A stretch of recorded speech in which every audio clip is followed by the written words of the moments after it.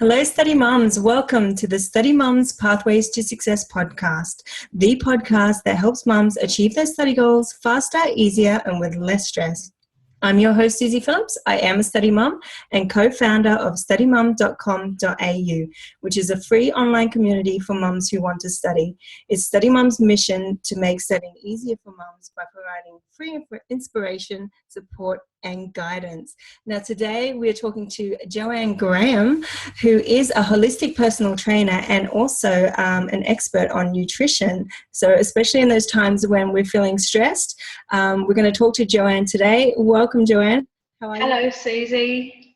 Nice to have you back again. For those study mums who haven't heard of Joanne before, we do have a previous podcast episode, and that will be on the studymum.com.au website. So, and I'll put the link in the show notes to this one so they can go and have a look at that one, which was all about exercise. So now today we're talking about nutrition. Yes. So obviously a massive part of wellness is nutrition, the fuel you put in your body. So I'll just talk to you a little bit about myself. I was overweight mum of two boys. One was 4 months old, one was 2 years old. I was going to be the bridesmaid for my sister, and I decided that I really needed to lose weight. So I embarked on my first diet, and it was Weight Watchers. It worked very well. I lost the weight that I wanted to lose, but it really started me on a journey on food and nutrition, because I felt that although it was a calorie controlled diet through point counting, it perhaps wasn't the best diet to be eating. I developed a number of problems like very bad skin and, lots of issues like that, lots of PMT, menstrual issues, and so I decided to find out what worked best for me, because when you can eat a crunchy bar every day as part of a weight loss diet, it's probably not really doing you very, very much good. But I've been on a bit of a journey. I've tried lots of diets. I've tried low-fat diets. I've tried low-carb diets. And to a degree, they all work.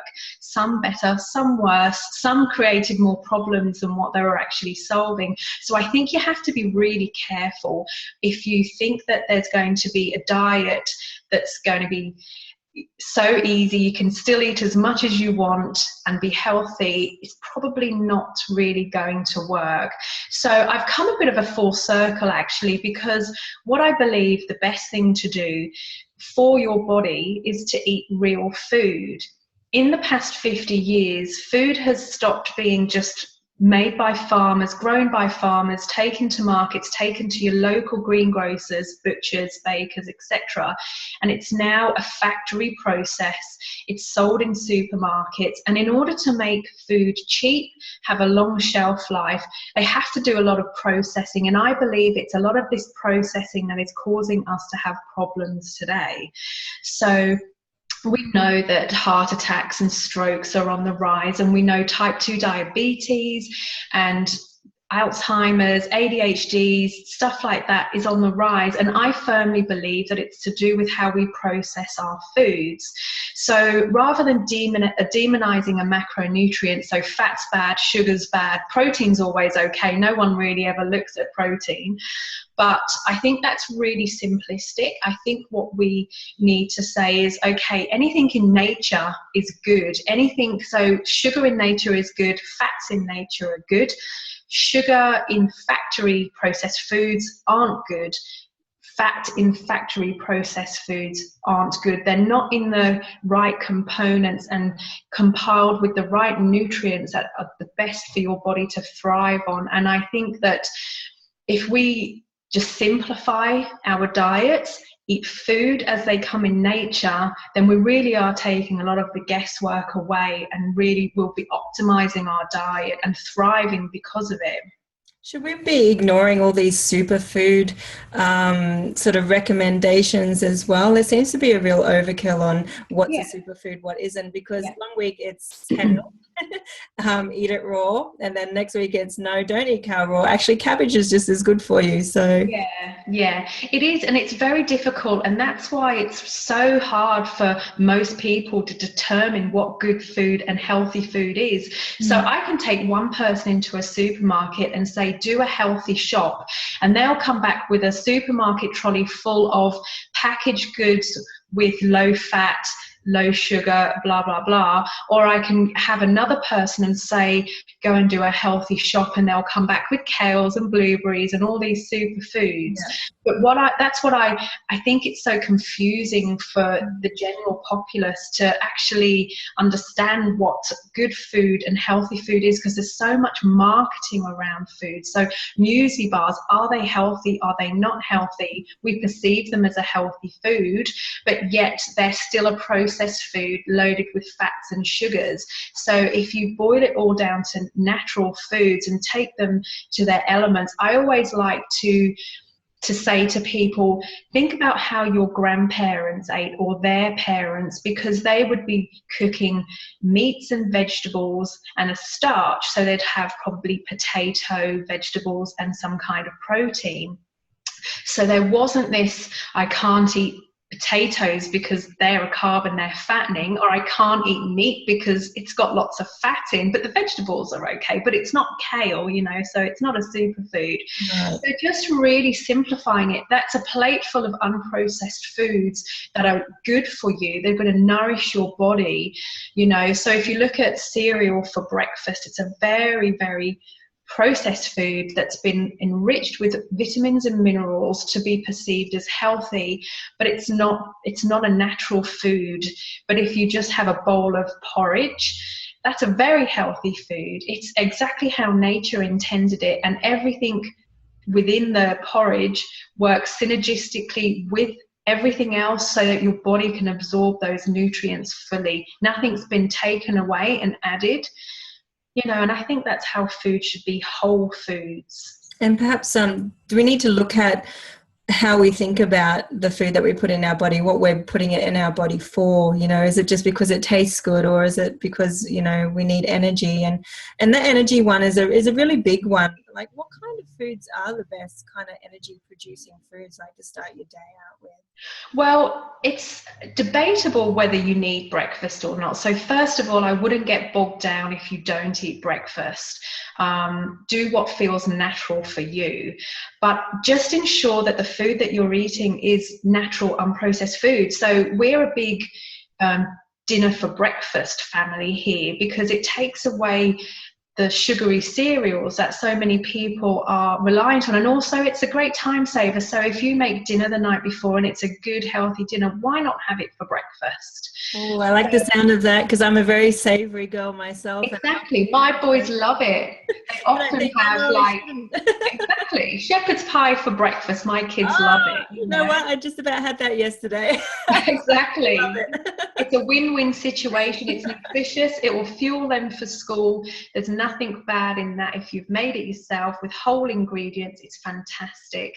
So I don't think that there's one food necessarily that will give you good or bad energy if you're eating whole unprocessed foods. It's just what you prefer. Because another thing I really like to focus on is, if you're healthy eating, only eat healthy food that you enjoy. If you hate kale, don't eat kale. I don't care if it's supposed to be a superfood. If you have to force yourself to eat something that you hate, then it's really not going to be a long-term thing. And longevity is the most important thing if you're eating kale. That superfood thing does make you feel like you're limited in options, Oh my gosh, is it really going to be good for me? It doesn't have chia seeds in it, like that kind of thing. But also another thing that really intrigues me is local eating. If we went back to our grandparents, they would only have had the choice of, probably less than 20 foods ever. They would constantly eat the same thing. And I think we're designed to thrive on that. And I think that it's quite overwhelming to think that people have to get all this different variety in their diet. And it overwhelms people, when really, if you're eating a handful of really nutritious whole foods, then that is key, because your body will thrive. Okay. And so my sort of thought on sort of eating healthy, and the thing that probably stops me personally is when you think about how processed everything is in the supermarket, and then you think, oh, it's going to be much better if I make it myself from scratch. But then you read blogs on people making all this stuff with all these ingredients. You need like 100 ingredients to make something like a muesli bar. Yeah. How do you get past that? Is there things that you can make that are really quick, really simple, and really healthy? Do you know, it's funny because I always think, obviously, if you enjoy cooking, then go for your life. But just keep it simple. You know, making meat, veg, and some kind of carbohydrate. One pot cooking is I love that. So I will literally make a pasta sauce, and then I'll cook the pasta in the pasta sauce and just add the water to water it down so that the pasta can absorb it. So I'm all for one pot cooking. Using a slow cooker, you can literally throw a frozen leg of lamb into a slow cooker, and when you come home from work or whatever you're doing in the day, it will be beautiful.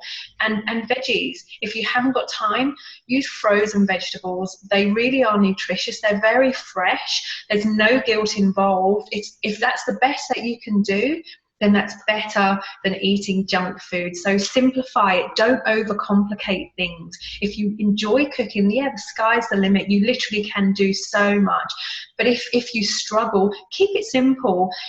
Barbecued meat, vegetables and potato, pasta, it's as long as it's all within your hunger and satiety signal. So mindful eating is another big key here. Then you're never going to go wrong. Okay. And what about portion control and things like that? Yeah. And how many, they recommend 5 meals a day, having snacks. Do you go along with that path as well? Not really. I think that snacks are a great way to sell snack food. So snack food's generally not really natural food. It tends to be fairly processed food. Right. So I'm a big 2 or 3 meal a day eater. I think eat enough at breakfast to take you on to lunch, and eat enough at lunch to take you on to dinner.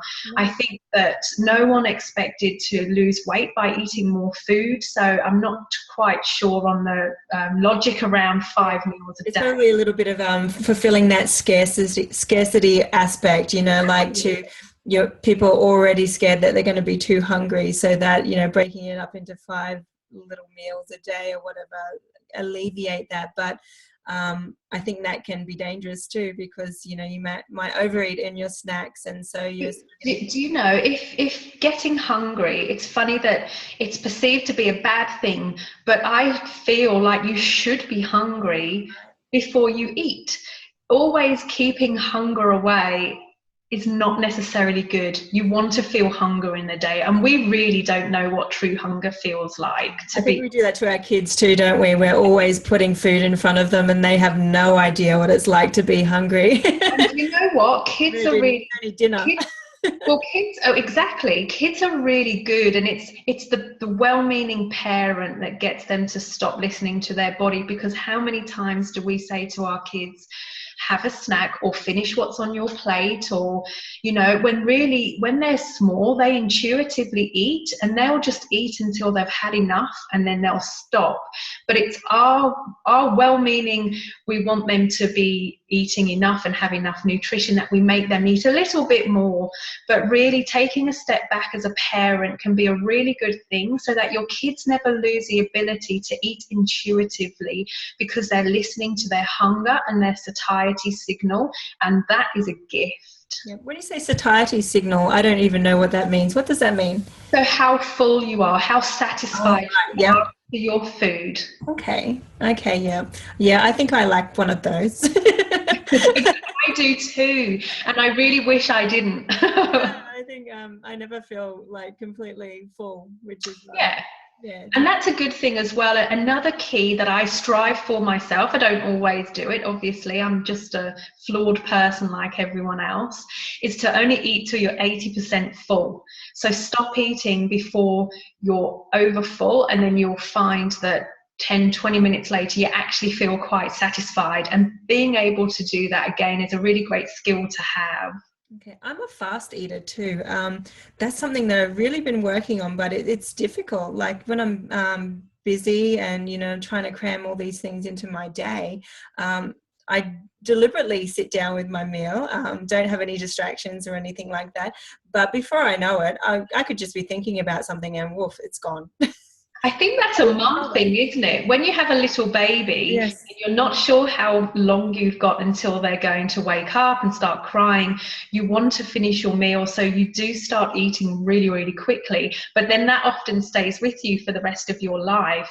So I think a good a good antidote to that is to put your fork down between mouthfuls, and then you haven't got your next forkful ready before you've swallowed your last mouthful. Right. And that's where you're just constantly going like that. So putting down the fork before and until you've swallowed your mouthful will slow you right down. Yeah, and that perhaps is why I don't feel that fullness. I don't think I mentally I even have time to gauge whether, or even stopping and thinking about how you're feeling in that moment. And looking at your food, smelling your food, tasting your food tells your brain that there's food there. So just slowing down and doing all of that, then your body acknowledges that it's received food. Right. Okay. So we were talking earlier before the show about gut health and how important that is, and I have read about energy levels and that it all stems from basically that area. Yeah, it's a really exciting avenue that's really exploding on the internet at the moment, on research on how the microbiome in our stomach. So the microbiome is the bugs that live in our stomach, and we are in fact only 1 part human and 9 part bacteria. So we're actually more bacteria cells in the human body than what we are human. So we have to really look after those bacteria. And that's good bacteria. Good bacteria. But even perceived bad bacteria, it's not good or bad, it's imbalance. It's called dysbiosis. And a dysbiosis is when you have an imbalance of your bacteria. And I think that really it's emerging that lots of problems, from obesity to heart attacks, strokes, Alzheimer's, ADHD, depressions, stress, all comes down to how good or bad your stomach is. So many people who I come into contact with have problems with their stomach, say an irritable bowel or heartburn or something like that, but they also have other issues, and some might be depression, some might be women's problems, hormonal problems, or stress or lack of sleep or what have you. And I think that with what's emerging with the science as to how the microbiome affects your body, good gut health is going to be key to how you manage your health going forward, with energy levels and immune system, immune deficiency, and people with allergies. It all stems from the guts, so if you've got intolerances for lactose or wheat or nuts, it mostly stems from what's called a leaky gut. And a leaky gut is where your stomach is not is letting things through into your body, and your body's having this immune reaction to it, and that's what causes problems and inflammation in your body. And it's that inflammation that researchers believe is driving ill health in general. And hopefully it's really an emerging science as to how we can treat people with these diseases, focusing on the gut. So that probably comes from that processed food again, eating things that really we're not made to be eating. Absolutely, because in years back, before we had fridges and stuff like that, we used to have to preserve food, and part of preserving food was fermentation and things like that. And when you ferment foods, it creates bugs and germs, and we ate the food and that went into our stomach and it was part of our microbiome. And on the other hand, eating whole unprocessed food is the food for the bugs to eat. So the prebiotics, so probiotics are the bugs and the prebiotics are the food that the bugs eat. So synergistically, if you pickled cabbage, say you made sauerkraut, you preserved it, you ate the sauerkraut, and that was both the probiotic, the bug, and the prebiotic, the sauerkraut, the food for the bug. So we don't do that so much anymore, and that's what's making our microbiome less robust. And couple that with antibiotics, which kills your microbiome, and painkillers and medication in general, we're really having to work super hard just to stay on an even keel with that one. Right. Okay. So basically, if we can steer away from processed foods and eat whole foods, what other things that can we eat or do? You mentioned the sauerkraut for those probiotics, prebiotics. Yeah. What other things can we sort of include in our diet to help with that? So any fermented food, so sauerkraut, you can pickle stuff, a good natural Greek yogurt, they've all got the bugs in there. The prebiotics, so things like oats, lentils and beans are fantastic, absolutely wonderful. Vegetables, sweet potato, potatoes, particularly cooked and cooled potato and rice, they create something called resistant starch that we can't digest, but our bugs can, and they love it.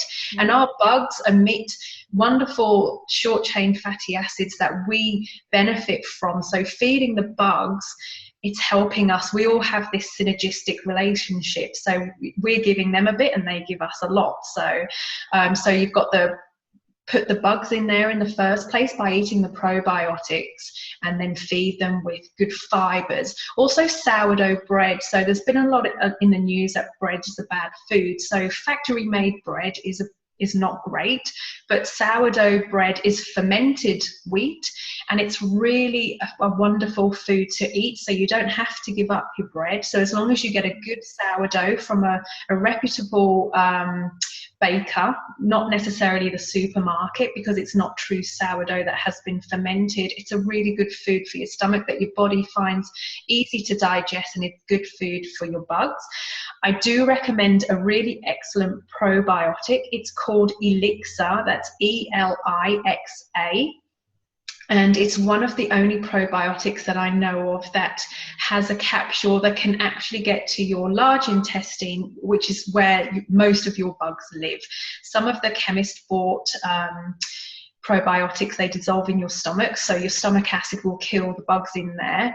So Elixa, and you have to buy them online, will get to your large intestines and it will colonize, and it's a really wonderful product.